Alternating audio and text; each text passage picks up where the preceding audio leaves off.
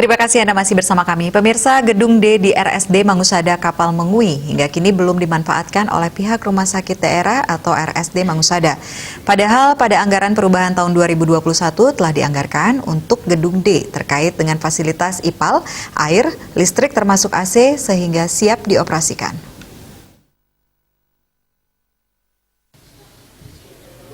Direktur RSD Mangusada, Dr. Wayan Darto mengakui gedung D belum difungsikan lantaran pihak rumah sakit memang belum menerima serah terima gedung tersebut dari Pemkab Badung. Namun hingga saat ini belum dilakukan proses serah terima. Rencananya gedung D akan digunakan untuk pelayanan poliklinik dan ruang manajemen. Karena itu pihaknya akan berkoordinasi sekaligus menghadap pimpinan yang dalam hal ini Bupati atau Sekda terkait progres uji fungsi dan kelayakan yang dilakukan Dinas PUPR terhadap gedung D.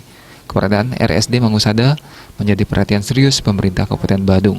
Kesiapan rumah sakit pemerintah ini guna mengantisipasi meluasnya penyebaran virus COVID-19, khususnya varian baru Omikron.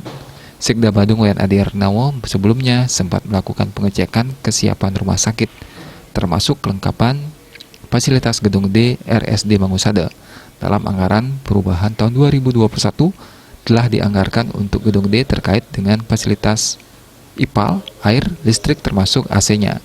Dari laporan yang diterima, gedung D telah siap dioperasikan, hanya menunggu proses serah terima. Parwata Bali Pos melaporkan.